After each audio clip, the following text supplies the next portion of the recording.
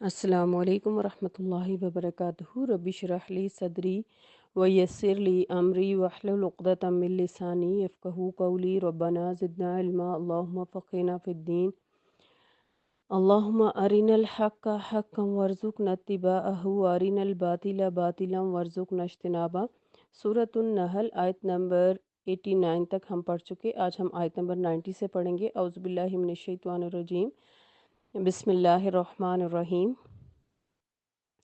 ان اللہ یأمر بالعدل والاحسان وایتاء ذی القربى وینہی عن الفحشاء والمنکر والبغی یعظکم لعلکم تذکرون۔ اللہ تعالیٰ تمہیں عدل، احسان اور قرابت داروں کو امداد دینے کا حکم دیتا ہے اور بے حیائی، برے کام اور سرکشی سے منع کرتا ہے۔ وہ تمہیں اس لیے نصیحت کرتا ہے کہ تم اسے قبول کرو اور یاد رکھو۔ اس آیت میں 3 باتوں کا حکم دیا گیا ہے اور 3 باتوں سے منع کیا گیا ہے، اور یہ 6 الفاظ اس قدر وسیع المعانی ہیں کہ ساری اسلامی تعلیمات کا خلاصہ ان میں آ گیا ہے۔ اسی لیے بعض علماء کہتے ہیں کہ اگر قرآن میں کوئی اور آیت نہ ہوتی تو صرف یہی آیت انسان کی ہدایت کے لیے کافی تھی۔ سیدنا عثمان بن مظعون رضی اللہ عنہ فرماتے ہیں کہ اسی آیت کو سن کر میرے دل میں ایمان راسخ ہوا اور میرے دل میں محمد صلی اللہ علیہ وسلم کی محبت جاگزی ہوئی۔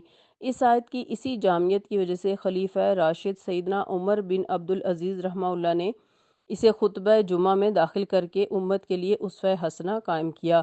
حقیقت یہ ہے کہ اگر ان اوامر و نواہی پر عمل کیا جائے تو معاشرے کی اخلاقی، معاشرتی اور معاشی حالت بہترین بن سکتی ہے۔ اس تمہید کے بعد اب ہم ان الفاظ کی تشریح دیکھتے ہیں، مختصراً تشریح کریں گے۔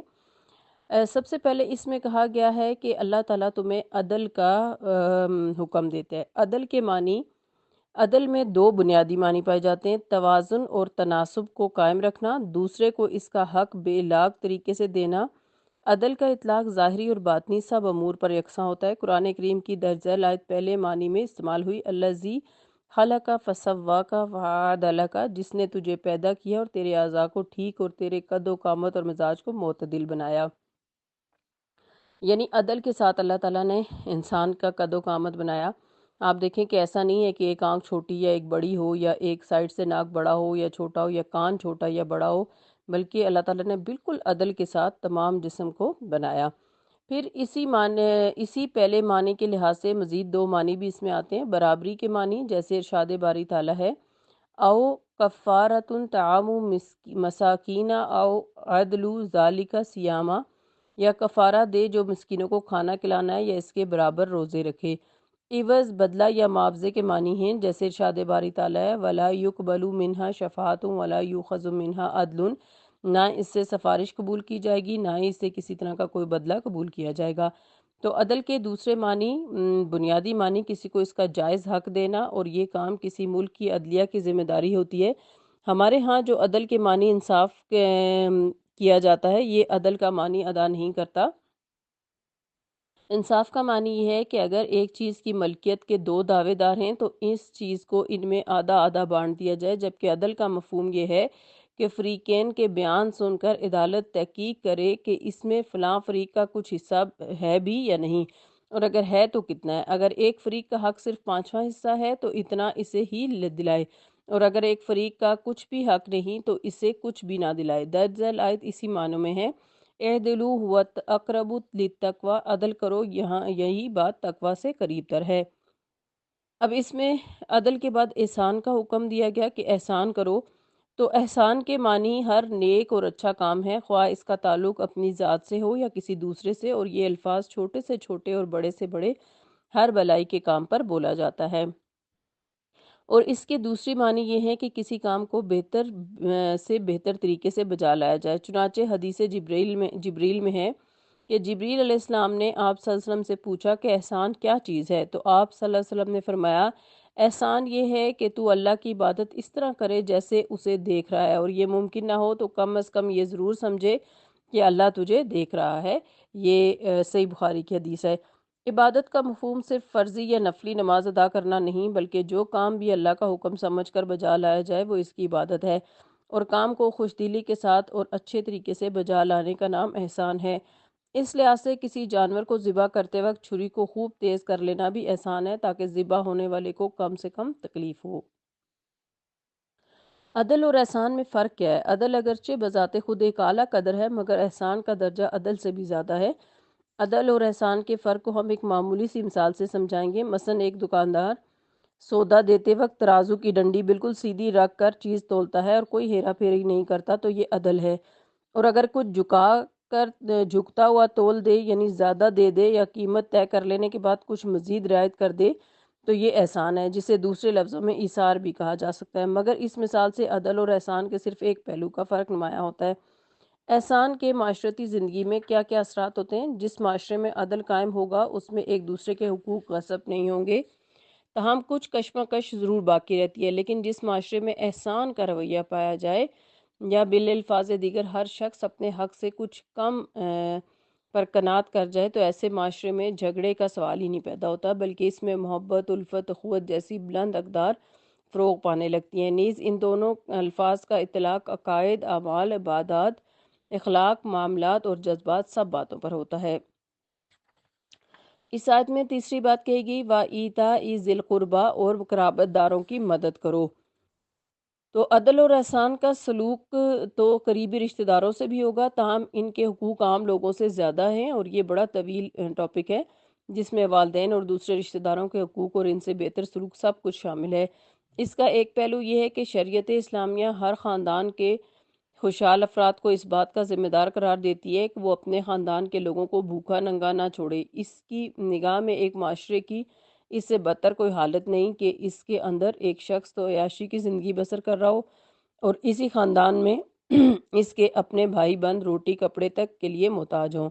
اور جس معاشرے کے خوشحال افراد اپنی اس ذمہ داری کو سنبھال لیں، اس کے متعلق آپ خود اندازہ فرما لیجئے کہ اس میں معاشرتی حیثیت سے کتنی خوشحالی، معاشرتی حیثیت سے کتنی حلاوت اور اخلاقی حیثیت سے کتنی پاکیزگی اور بلندی پیدا ہو جائے گی۔ اور جن باتوں سے منع کیا گیا ہے وہ کیا ہے کہ وَيَنْهَا عَنِ الْفَحْشَاءِ، اور بے حیائی کے کاموں سے، وَالْمُنْکَرِ، اور سرکشی سے، وَالْبَغْیِ، اور بغاوت سے منع کیا کرتا ہے اللہ تعالیٰ۔ فحاشی کے کام کون کون سے ہیں؟ فحش یا فحشا اور فحش کے معنی ہر وہ بات یا کام ہے جو قباحت اور برائی میں حد سے بڑے ہوئے ہوں۔ اس لفظ کا اطلاق عموماً ایسی باتوں اور کاموں پر ہوتا ہے جو زنا یا اس جیسی دوسری شہوانی حرکات کے قریب لے جاتے ہیں۔ نیز سب بے حیائی کے کام اور باتیں اس میں شامل ہیں، مثلاً برہنگی، عریانی، لواطت، محرمات سے نکاح، تہمت تراشی، گالیاں بکنا، پوشیدہ جرائم کی تشہیر، بدکاریوں پر ابھارنے والے افسانے، ڈرامے اور فلمیں، عریاں تصاویر، عورتوں کا بن سنور کر منظر عام پر آنا، مرد و زن کا آزادانہ ملنا جلنا، عورتوں کا سٹیج پر ناچنا اور تھرکنا اور ناز و ادا کی نمائش، سب کچھ فحشاء کے زمرے میں آتا ہے۔ ان سب چیزوں سے اللہ تعالیٰ نے منع کیا ہے۔ منکرات میں کیا کیا آتا ہے؟ منکر کچھ برے کام ایسے ہوتے ہیں جن سے شریعت نے واضح طور پر منع کر دیا ہے، وہ تو بہرحال منکرات میں شامل ہیں۔ مگر کچھ کام ایسے ہوتے ہیں جن کے بارے میں شریعت خاموش ہے، لیکن کسی خاص ملک یا کسی خاص معاشرے میں وہ معیوب اور برے سمجھے جاتے ہیں۔ ایسے کام اس خاص ملک یا معاشرے میں تو منکر ہوتے ہیں، مگر دوسرے ملک یا معاشرے میں انہیں منکر نہیں سمجھا جاتا۔ منکر کی ضد معروف ہے۔ اس کی مثال یوں سمجھیے کہ ہمارے ہاں اپنے سے بڑے یا بزرگوں کو جی یا صاحب کہہ کر پکارا جاتا ہے، لیکن عرب میں نہ ایسا دستور ہے، نہ ہی اس بارے میں شریعت کا کوئی حکم ہے، لہٰذا بڑوں کو ادب سے یا جی یا صاحب کے لقب سے یا واحد کے بجائے صیغہ جمع حاضر مخاطب میں بلانا معروف ہے۔ اور اگر کوئی تو یہ کہ تو کہہ کر پکارے تو منکر ہے۔ اسی طرح قبلے کی طرف پاؤں پھیلا کر بیٹھنا یا لیٹنا ہمارے ہاں منکر ہے اور اسے برا اور معیوب سمجھا جاتا ہے، جبکہ شریعت اس بارے میں خاموش ہے اور کئی ممالک کے لوگ اسے منکر سمجھتے، نہ اسے معروف سمجھتے ہیں۔ اس آیت میں بتایا گیا کہ اللہ تعالیٰ تم لوگوں کو منکرات سے بھی منع فرماتا ہے۔ تیسری بات جو ادھر کہی گئی بغی کے اسے منع کیا گیا۔ بغی کے معنی کسی چیز کی طلب اور خواہش کے حصول میں مناسب حد سے آگے نکل جانا اور اپنے حق سے کچھ زیادہ وصول کرنے کی کوشش کرنا اور اسی نسبت سے دوسروں کا حق دبانا، اللہ تعالیٰ کی مقرر کردہ حدود سے تجاوز کرنا، نافرمانی کرنا، دوسروں کے جان اور مال یا آبرو پر ناحق دست درازی کرنا، قانون شکنی کرنا، سرکشی کرنا وغیرہ سب کچھ شامل ہے۔ معروف لفظ بغاوت بھی اسی سے مشتق ہے۔ الغرض اگر ان مندرجہ بالا تین قسم کی برائیوں سے بچا جائے تو ایسا معاشرہ ہر قسم کی برائیوں باتوں سے معذب اور پاک صاف ہو جاتا ہے۔ تو اس لیے اس آیت میں ہمیں جو احکامات دیے گئے ہیں ان کو ہمیں فالو کرنا ہے، اور جن چیزوں سے روکا گیا ہے ان سے رکنا ہے۔ آیت نمبر 91، وَأَوْفُوا بِعَهْدِ اللَّهِ إِذَا عَاهَدتُّمْ وَلَا تَنقُضُوا الْأَيْمَانَ بَعْدَ تَوْكِيدِهَا وَقَدْ جَعَلْتُمُ اللَّهَ عَلَيْكُمْ كَفِيلًا إِنَّ اللَّهَ يَعْلَمُ مَا تَفْعَلُونَ۔ اور اگر تم نے اللہ سے کوئی عہد کیا ہو تو اسے پورا کرو، اور اپنی قسموں کو پکا کرنے کے بعد مت توڑو، جبکہ تم اپنے قول و قرار پر اللہ کو ضامن بنا چکے ہو۔ جو تم کرتے ہو اللہ اسے خوب جانتا ہے۔ عہد و معاہدوں کی بھی تین قسمیں اس آیت میں اللہ تعالیٰ نے تین طرح کے عہد بتا کر انہیں پورا کرنے کی تلقین فرمائی ہے۔ ان میں سے ایک تو عہد الست ہے، اور یہ سب سے اہم ہے، اور اس کا ذکر پہلے کئی مقامات پر گزر چکا کہ اللہ تعالیٰ نے آدم علیہ السلام کو پیدا کرنے کے بعد ان کی پشت سے تمام روحوں کو نکال کر اپنی اطاعت کا عہد لیا تھا۔ دوسرا وہ عہد ہے جو ایک فرد دوسرے فرد سے اللہ کو گواہ بنا کر پختہ کرتا ہے۔ اسی طرح تیسرے وہ حلفیہ معاہدات ہیں جو ایک قبیلے دوسرے قبیلے سے، ایک قوم دوسری قوم سے، یا ایک حکومت دوسری حکومت سے کرتی ہے۔ غرض معاہدہ کسی قسم کا ہو اسے بہرحال نبھانے کی کوشش کرنی چاہیے، اور اس سے فرار کی راہیں تلاش نہیں کرنی چاہیے۔ موقع پرستی اور مفاد پرستی سے کام نہیں لینا چاہیے۔ اپنے لیے سازگار حالات دے کر عہد کو خراب کرنا اور اس کی ناجائز تعویلات کر کے اپنا الو سیدھا کرنا منافقوں کا کام ہوتا ہے۔ پھر اس سے اگلی آیت، آیت نمبر 92 میں، وَلَا تَكُونُوا كَالَّتِي نَقَضَتْ غَزْلَهَا مِن بَعْدِ قُوَّةٍ أَنْكَاثًا تَتَّخِذُونَ أَيْمَانَكُمْ دَخَلًا بَيْنَكُمْ أَن تَكُونَ أُمَّةٌ هِيَ أَرْبَىٰ مِنْ أُمَّةٍ إِنَّمَا يَبْلُوكُمُ اللَّهُ بِهِ وَلَيُبَيِّنَنَّ لَكُمْ يَوْمَ الْقِيَامَةِ مَا كُنتُمْ فِيهِ تَخْتَلِفُونَ۔ اور اس عورت کی طرح نہ ہونا جس نے بڑی محنت سے سود کاتا، پھر خود ہی اس کے ٹکڑے ٹکڑے کر ڈالے۔ تم اپنی قسموں کو باہمی معاملات میں مکر و فریب کا ذریعہ بناتے ہو کہ ایک جماعت دوسری سے ناجائز فائدہ حاصل کرے۔ اللہ تو ان قسموں اور معاہدوں کے ذریعے سے تمہاری آزمائش کرتا ہے، اور قیامت کے دن تم پر یقیناً اس بات کی وضاحت کر دے گا جس میں تم اختلاف کرتے ہو۔ معاہدوں کو توڑنے کی ممانعت کی گئی ہے۔ اس آیت کی تفسیر میں ابن عینیہ نے صدقہ رحمہ اللہ کے حوالے سے ذکر کیا ہے کہ مکہ میں ایک دیوانی عورت رہتی تھی جس کا نام غرقہ توڑ پھوڑ دینے والی پڑ گیا۔ دن بھر سود کاٹتی رہتی، پھر اسے توڑ پھوڑ کر پھینک دیتی۔ یہ صحیح بخاری کی حدیث ہے۔ اللہ تعالیٰ نے اس عورت کی مثال دیتے ہوئے فرمایا کہ تم اپنے باہمی معاہدات کو کچے دھاگے کی طرح نہ سمجھو کہ جب چاہا اپنا معاہدہ توڑ دیا، اور اس عورت کی طرح دیوانے نہ بنو۔ عرب کے کافر قبیلوں کا یہ حال تھا کہ ایک قبیلے سے دوستی کا عہد کرتے اور قسمیں کھاتے، پھر دوسرے قبیلے کو اس سے زبردست پا کر پہلا عہد توڑ ڈالتے اور اس قبیلے سے عہد کر لیتے، اور بعض قبیلوں نے مسلمانوں سے بھی ایسا ہی معاملہ کیا۔ پہلے ان سے دوستی کا عہد باندھا، پھر کسی اور وقت قریش مکہ کا پلہ بھاری دیکھا تو مسلمانوں سے عہد شکنی کر کے ان سے دوستی کر لی۔ مسلمانوں کو اس قسم کی مفاد پرستیوں سے سختی سے روک دیا گیا، اور آج کل صورتحال یہ ہے کہ موجودہ جو سیاست کا دار و مدار ہی مفاد پرستی پر ہے۔ جو کام اس دور کے کافر قبیلے کرتے تھے وہی کام آج کل کی مہذب حکومتیں کر رہی ہیں، اور اس لحاظ سے ان کافر قبیلوں سے بھی آگے بڑھ گئی ہیں کہ ان کے اعلانیہ معاہدے تو اور قسم کے ہوتے تھے، اور خفیہ معاہدے بالکل جداگانہ اور اعلانیہ معاہدوں کے متضاد ہوتے ہیں۔ گویا موجودہ دور کی کامیاب سیاست میں عہد شکنی کے علاوہ منافقت کا عنصر بھی شامل ہے، اور ایسی چال بازیوں کو آج کی زبان میں ڈپلومیسی کہا جاتا ہے، اور ان کی ایسی عہد شکنی اور منافقت کو معیوب سمجھنے کے بجائے کامیاب سیاست سمجھا جاتا ہے، اور قومیں اپنے ایسے بددیانت لیڈروں کی حوصلہ افزائی کرتی اور انہیں کامیاب لیڈر سمجھتی ہیں، اور مسلمان ممالک سے تو بالخصوص آج کل یہی کچھ ہو رہا ہے۔ ظاہر ہے ان سے دوستی کی پینگیں بڑھائی جاتی ہیں، جبکہ اندرون خانہ ان کے خاتمے میں کوئی بھی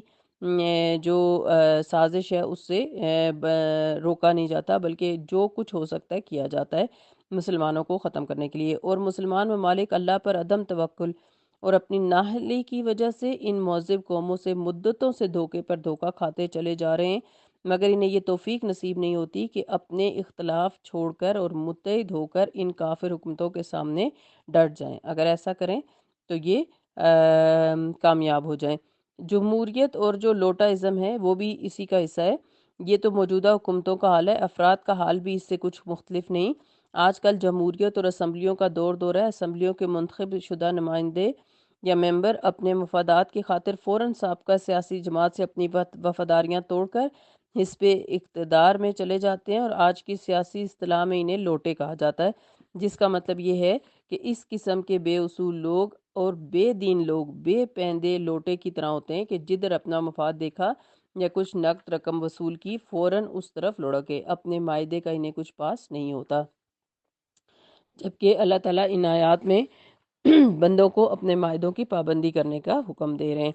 بہرحال ابھی یہ ٹاپک چل رہا ہے، انشاءاللہ اس سے آگے ہم اگلی کلاس میں کریں گے۔ اللہ تعالیٰ ہم سب کو ان تمام چیزوں پر عمل کرنے کی توفیق دے کہ ہم ہمیشہ عدل سے کام لیں اور عدل سے بڑھ کر احسان کا رویہ اپنائیں، اپنے رشتہ داروں کا خیال رکھیں، بے حیائی، برائی کی اور بغاوت کے کاموں سے بچیں، کیونکہ اللہ تعالیٰ اس میں نصیحت کر رہے ہیں ہمیں۔ اور پھر اگلی بات کہ عہد کو نہیں توڑنا، چاہے وہ اللہ کے ساتھ ہے، چاہے اللہ کا نام لے کر بندوں کے ساتھ ہے، یا دنیاوی مفاد کے لیے کسی قسم کا عہد کر لینے کے بعد مومن اپنے عہد کا پاسدار ہوتا ہے، پابند ہوتا ہے، وہ کبھی بھی اپنے عہد سے، اپنی زبان سے نہیں پھرتا۔